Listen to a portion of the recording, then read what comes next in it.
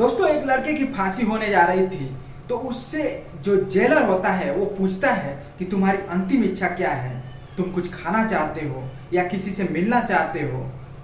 तुम्हारी जो भी अंतिम इच्छा है वो बता दो, क्योंकि क्योंकि सबकी अंतिम इच्छाएं पूरी की जाती है। तो कैदी बोलता है कि मेरी आखिरी इच्छा जो है, अंतिम इच्छा मेरी जो है, मैं अपने पत्नी के साथ एक रात सोना चाहता हूँ।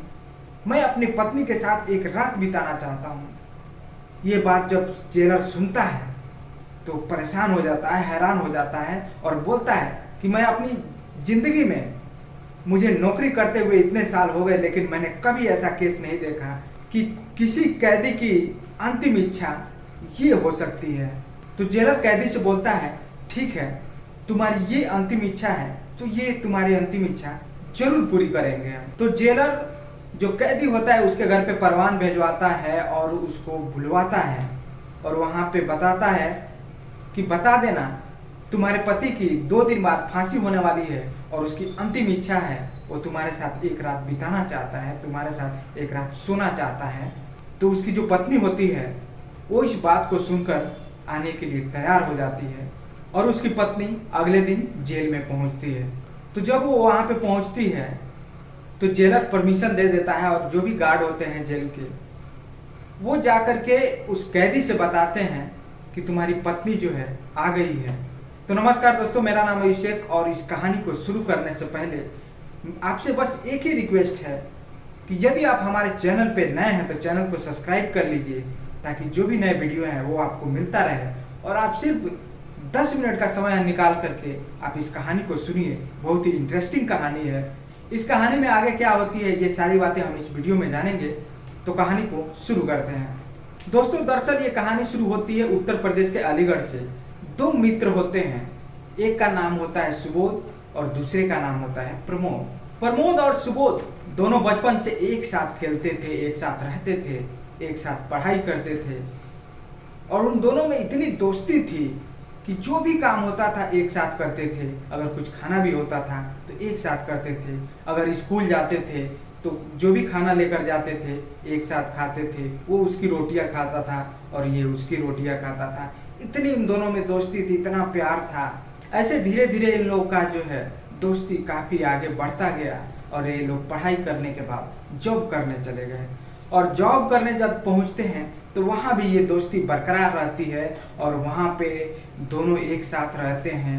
एक साथ एक कंपनी में उन लोगों की जॉब लगती है, दोनों एक साथ एक कंपनी में जॉब करते हैं। एक कमरा लेते हैं, उस एक कमरे में जो है दोनों रहते हैं, एक साथ खाना बनाते हैं, खाते हैं, दोनों एक दूसरे के सुख दुख में काम आते हैं। इतनी उन लोगों की जो है दोस्ती गहरी थी, जो भी देखता था वो हैरान हो जाता था कि क्या दोस्ती है और क्या इन लोगों में प्यार है, जो कि आज की दुनिया में ये नहीं होता है। दोस्तों ये दोनों जब जॉब कर रहे होते हैं तो उसी कंपनी में लड़कियां भी काम कर रही होती हैं। तो उसी काम करने के दौरान क्या होता है, कंपनी में लोग बातें भी करते हैं, एक दूसरे से मिलना जुलना भी शुरू हो जाता है। जब जॉब कुछ दिन गुजरता है, 2 महीने 4 महीने और साल भर जब गुजरता है, ऐसे ही इन दोनों की जो है जॉब वहाँ चल रही थी और आते थे, फिर अपने रूम पे खाना खाते थे, सो जाते थे। जो भी काम होता था एक साथ करते थे, मार्केट जाते थे, एक साथ सब्जियां लेकर आते थे, जो भी बनाना होता था एक साथ खाते थे। तो दोस्तों एक बार क्या हुआ कि जो सुबोध है उसको एक लड़की से प्रेम हो जाता है उसी कंपनी में और उन दोनों का प्रेम जो है बढ़ जाता है। उसके बाद इसका जो दोस्त होता है प्रमोद, वो भी साथ रहता है। तो जब प्रमोद इस दोनों को देखता है कि सुबोध को इस लड़की से प्रेम हो गया है, ये लड़की काफ़ी बातें इससे कर रही है, इसे मिलना जुलना काफ़ी बढ़ गया है, तो सुबोध जो भोजन बना करके ले जाता था सुबह में, तो वो लड़की भी उससे खाती थी और वो मिल बांट करके जो है कंपनी में भी खाते थे। ऐसा ही चल रहा था। लेकिन एक दिन ऐसा होता है तो जो प्रमोद होता है वो सुबोध से बोलता है, यार तुम्हारी तो दोस्ती हो गई है, तुम्हारी जो है गर्लफ्रेंड बन गई है, एक काम करो मेरी भी दोस्ती करा दो। तो आप लोग को पता ही होगा कि आजकल के समय में कोई अपनी गर्लफ्रेंड से किसी से दोस्ती नहीं कराना चाहेगा, ये कतई नहीं कराना चाहेगा, चाहे वो कितना हो खास दोस्त हो। क्योंकि लोग दोस्ती करते हैं। आज के ज़माने में जो दोस्ती होता है, जो मैं अभी आप लोगों को बताया कि दोस्ती होता है कि एक दूसरे के दुख सुख में काम आना, ये दोस्ती होता है। ये नहीं कि किसी की बीवी या किसी की गर्लफ्रेंड या किसी की बहन के साथ दोस्ती करना, ये दोस्ती नहीं होता है। तो कुछ ऐसा ही होता है जब वो दोस्ती के लिए इनकार कर देता है कि नहीं, ऐसा नहीं हो सकता, वो मेरी गर्लफ्रेंड है, ऐसा कैसे हो सकता है।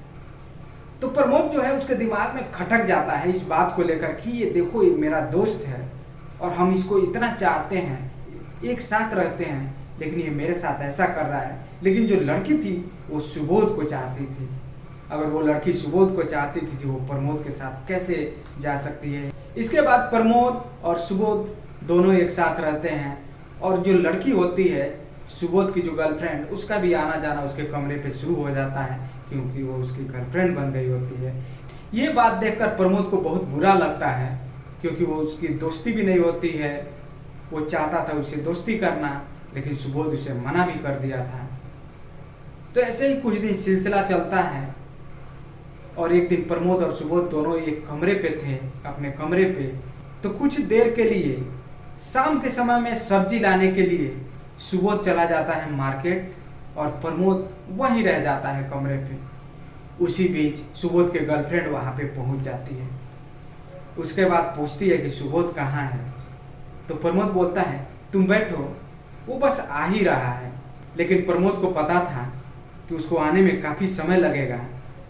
तो प्रमोद क्या करता है, उसके साथ गलत काम करता है, उसके साथ बलात्कार करता है और बलात्कार करने के बाद उसका गला दबाकर हत्या कर देता है और हत्या करने के बाद उसी बिस्तर पे लेटा देता है और वहां से गायब हो जाता है। और गायब हो जाता है और पुलिस को फोन कर देता है कि ऐसी सी बात है और इस कमरे पे ऐसी एक लाश पड़ी हुई है। उसके बाद पुलिस वहां पे मौके पर पहुंचती है तो वहां देखती है कि वहां पे लाश पड़ी है और वहां पे सुबोध जो है कुछ देर पहले वहां पे पहुंचा था। वो भी हैरान हो गया, परेशान हो गया देखकर। उसके पैरों तले धरती खिसक गई कि आखिर ये कैसे हुआ और ये मेरी गर्लफ्रेंड के साथ किसने किया। लेकिन जब पुलिस वहां पहुंचती है तो लाश को कस्टडी में लेकर उसे पोस्टमार्टम के लिए भेज देती है और वहां पे जो मिलता है सुबोध को जो है गिरफ्तार करती है और उसे थाने ले जाती है। थाने ले जाने के बाद सुबोध से सख्ती के साथ पूछताछ करती है, लेकिन सुबोध कुछ नहीं बता पाता है क्योंकि उसे कुछ नहीं पता होता है कि ये कैसे हुआ। दोस्तों, जब पुलिस के पास पोस्टमार्टम रिपोर्ट आता है तो पता चलता है इस लड़की के साथ बलात्कार किया गया है और फिर उसे गला दबाकर मार दिया गया है। पुलिस जब ये रिपोर्ट लेकर कोर्ट में जाती है तो सुबोध को फांसी की सजा सुना दी जाती है क्योंकि सुबोध के पास कोई ऐसा सबूत नहीं था कि वो अपने आप को साबित कर सके कि मैंने खून नहीं किया है, मैंने उसका मर्डर नहीं किया है। क्योंकि पुलिस जो है समय पे जो वक्त पे सबूत पाती है उसी के आधार पे चलती है, क्योंकि कानून जो है अंधा होता है। आप ही जानते होंगे, कानून को जो मिलेगा जिस समय पे उसी के आधार पे काम करती है। वो निर्दोष था लेकिन उसे सजा हो जाती है, फांसी की सजा हो जाती है। दोस्तों, जब सुबोध को फांसी की सजा हो जाती है तो उसे जेल भेज दिया जाता है और उसको 2 दिन बाद ही उसकी फांसी होने वाली थी।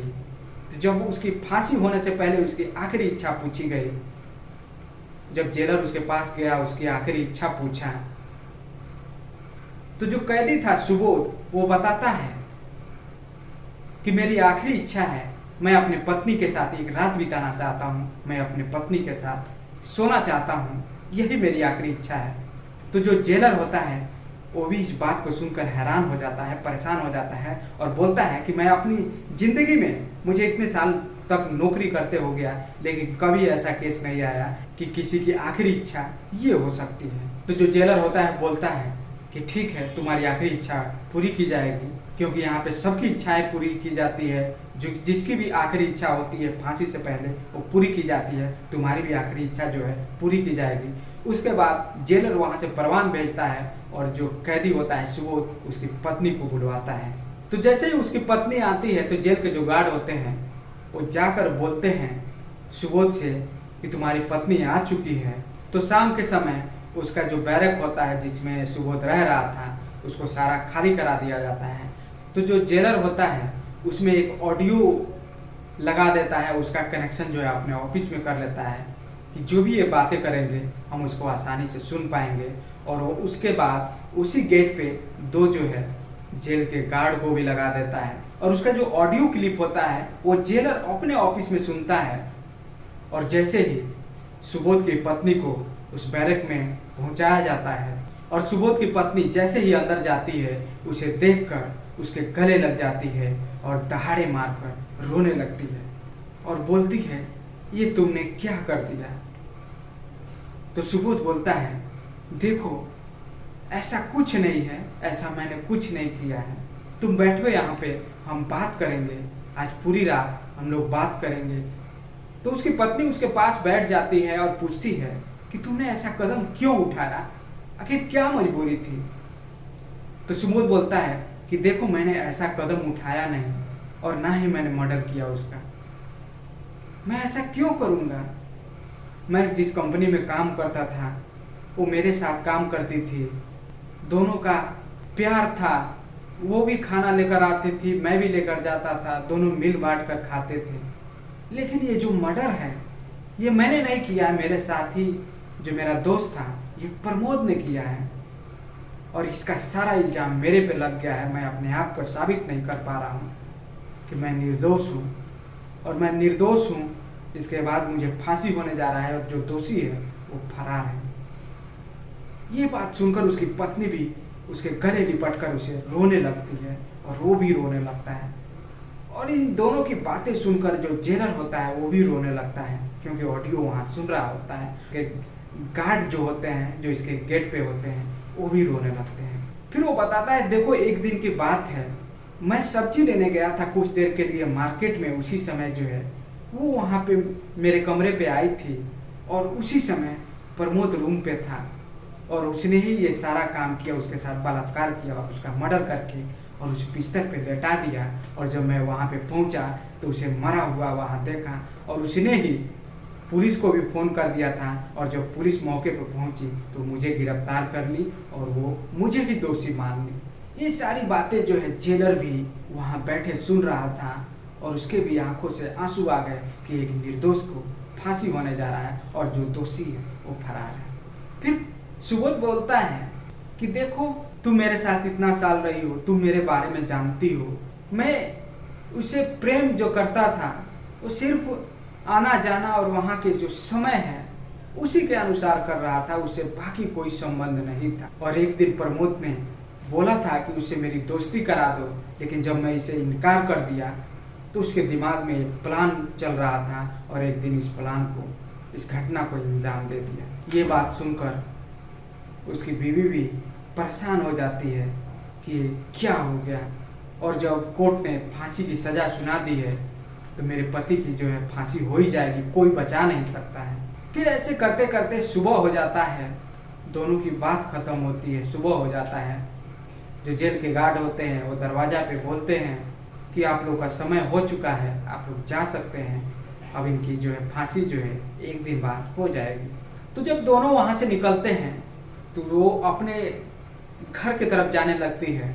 उस समय जब दोनों निकलते हैं तो सुबोध एक बात बोलता है अपने पत्नी को कि देखो तुम जाओ, मेरी तो फांसी हो जाएगी, लेकिन जो हमारे 2 बच्चे हैं उसका ख्याल रखना, उन्हें अच्छी तरह से पढ़ाना लिखाना और उनकी परवरिश जो है अच्छे तरीके से करना।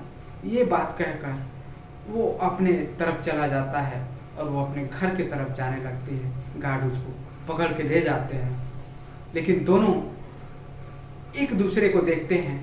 उसकी पत्नी जो है, सुबोध की पत्नी, मुड़ के सुबोध को देखती है और ये मुड़ मुड़ के उसको देखता है, अपनी पत्नी को।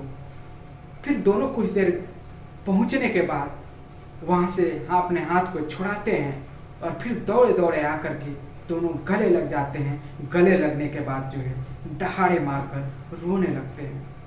ये रोता देख जेलर भी रोने लगता है और वहाँ के जो गार्ड होते हैं वो भी रोने लगते हैं, क्योंकि इन लोगों की सच्चाई जेलर भी जानता था और इन लोगों का प्यार देखकर वो भी परेशान था।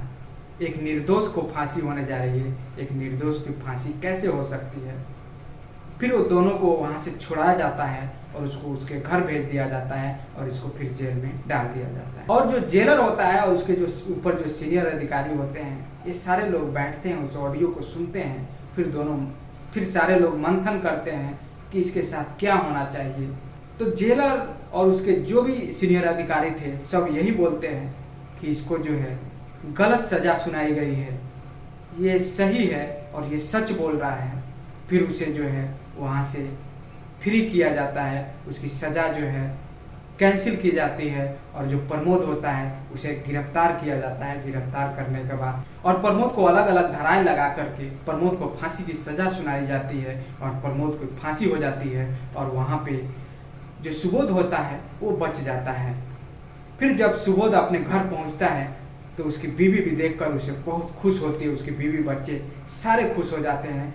तो दोस्तों इस कहानी में आप लोगों ने देखा जो दोषी है वो हमेशा ही दोषी रहेगा, जो जैसा करेगा वैसा भरेगा, जो जैसा करता है वैसा पाता है। सेम वैसा ही होता है प्रमोद के साथ और वहाँ पे सुबोध बच जाता है। ये भगवान की लीला है। तो दोस्तों आपकी क्या राय है कमेंट बॉक्स में जरूर बताइए, कहानी कैसी लगी। मिलते हैं नए वीडियो में। धन्यवाद। जय हिंद।